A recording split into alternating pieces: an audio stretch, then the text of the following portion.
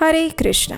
जब परम भगवान श्री हरि योग निद्रा में सो जाते हैं उस समय से आरंभ होता है चातुर्मास, और इस चातुर्मास व्रत का पुण्यफल अत्यंत महान होता है। वर्ष में 365 दिनों में से 120 दिन ऐसे आते हैं जब भगवान श्री विष्णु क्षीर सागर में योग निद्रा में शयन करने चले जाते हैं, और उस समय सृष्टि के संचालन का समस्त भार भगवान शिव संभालते हैं। और इन्हीं 4 मासों को चातुर्मास के नाम से हम जानते हैं। ये वही समय होता है जब वर्ष के सबसे अधिक व्रत, उपवास, तीज, त्योहार ये सब चीज़ें आती हैं। और इसी चातुर्मास का समय विशेष रूप से हमारी आध्यात्मिक साधना को तीव्र बनाने का समय होता है। तो चलिए आज के इस वीडियो में जानते हैं कि इस बार चातुर्मास कब से आरंभ हो रहा है, कौन सा महीना कब से आरंभ होगा, कब पूर्ण होगा, और इन 4 महीनों में किन किन व्रतों का पालन किया जाएगा। इन सब के ऊपर आज बात करते हैं। चातुर्मास का आरंभ आषाढ़ मास के शुक्ल पक्ष की एकादशी यानी कि देवशयनी एकादशी के साथ, और इस बार ये देवशयनी एकादशी आ रही है 25 जुलाई 2026 शनिवार के दिन। इसी दिन से भगवान विष्णु योग निद्रा में चले जाएंगे, और अगले दिन यानी 26 जुलाई से प्रथम चातुर्मास दिवस के रूप में गणना आरंभ हो जाएगी। वैष्णव संप्रदाय के अनुसार चातुर्मास का पालन आषाढ़ मास की पूर्णिमा से आरंभ करके कार्तिक मास की पूर्णिमा तक किया जाता है, और इसलिए इस बार आषाढ़ मास की पूर्णिमा आरंभ होगी 29 जुलाई 2026 बुधवार के दिन। यही दिन गुरु पूर्णिमा का दिन है, व्यास पूजा के रूप में मनाया जाने वाला दिन है। तो कुछ भक्त इस पूर्णिमा के दिन से भी चातुर्मास के व्रत और नियमों का पालन आरंभ कर देते हैं।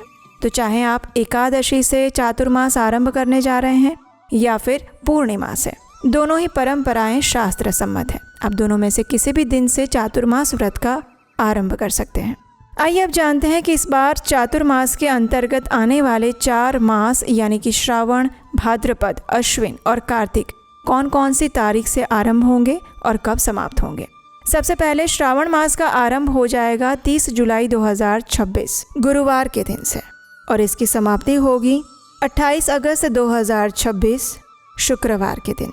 चातुर्मास का पहला महीना यानी श्रावण मास में हरी पत्तेदार सब्जियों का त्याग किया जाता है। इस समय के अंदर किसी भी प्रकार की हरी पत्तेदार सब्जियां नहीं खाई जाती।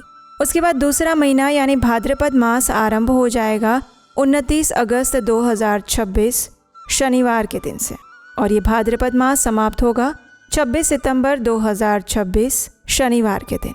चातुर्मास के दूसरे महीने में दही का त्याग किया जाता है। दही और उससे बने हुए खाद्य पदार्थ नहीं खाए जाते। तीसरा महीना चातुर्मास का यानी कि अश्विन मास आरंभ हो जाएगा 27 सितंबर 2026 रविवार के दिन से, और ये समाप्त होगा 26 अक्टूबर 2026 सोमवार के दिन। चातुर्मास के तीसरे महीने में दूध और दूध से बने हुए पदार्थों का त्याग किया जाता है। उसके बाद चातुर्मास का अंतिम महीना यानी कि कार्तिक मास आरंभ हो जाएगा 27 अक्टूबर 2026 मंगलवार के दिन से, और ये कार्तिक मास समाप्त होगा कार्तिक पूर्णिमा के दिन यानी कि 24 नवंबर 2026 मंगलवार के दिन। चातुर्मास के इस चौथे महीने में उड़द दाल और उनसे बने हुए खाद्य पदार्थ वर्जित माने जाते हैं। कार्तिक मास के शुक्ल पक्ष की एकादशी यानी कि देव उठनी एकादशी के दिन भगवान विष्णु अपनी योग निद्रा से बाहर आते हैं, और इसी दिन चातुर्मास का समापन होता है। इसलिए इसे देव उठनी एकादशी के नाम से भी जाना जाता है। और जो भक्त देवशयनी एकादशी से चातुर्मास व्रत का आरंभ करते हैं उनका चातुर्मास देव उठनी एकादशी के दिन समाप्त होता है। और इस बार देव उठनी एकादशी आ रही है 20 नवंबर 2026 शुक्रवार के दिन। हालांकि वैष्णव परंपरा के अनुसार सूर्योदय यानी उदया तिथि के अनुसार वैष्णवगण इस बार भी देव उठनी एकादशी का पालन करेंगे 21 नवंबर 2026 शनिवार के दिन। जो भक्त पूर्णिमा से लेकर पूर्णिमा तक चातुर्मास का पालन करते हैं उनके लिए कार्तिक मास की पूर्णिमा आ रही है 24 नवंबर 2026 मंगलवार के दिन, और उसी दिन उनके चातुर्मास व्रत का समापन किया जाएगा। चातुर्मास की समाप्ति पर क्या करना चाहिए, कैसे उद्यापन करना चाहिए, इन सब के ऊपर में एक विस्तृत वीडियो हम आपके लिए लेकर आएंगे। उसे देखने के लिए अगर अभी तक नहीं किया है तो आपके अपने चैनल उपदेश अष्टकम को सब्सक्राइब करके रख लीजिए, नोटिफिकेशन ऑन रखिए और हमारे साथ जुड़े रहिए। चलिए अब ये भी समझते हैं कि चातुर्मास आखिर इतना महत्वपूर्ण क्यों माना जाता है। स्कंद पुराण में वर्णन आता है कि जो भी मनुष्य भगवान वासुदेव की प्रसन्नता के लिए इन 4 मासों के अंदर शाकाहारी और सात्विक जीवन व्यतीत करते हैं, नियम पूर्वक व्रत उपवास करते हैं और अपनी आध्यात्मिक साधना को सशक्त बनाते हैं, वे वास्तव में धनवान, रूपवान और यशस्वी बनने के बाद अंततः वैकुंठ धाम को प्राप्त करते हैं।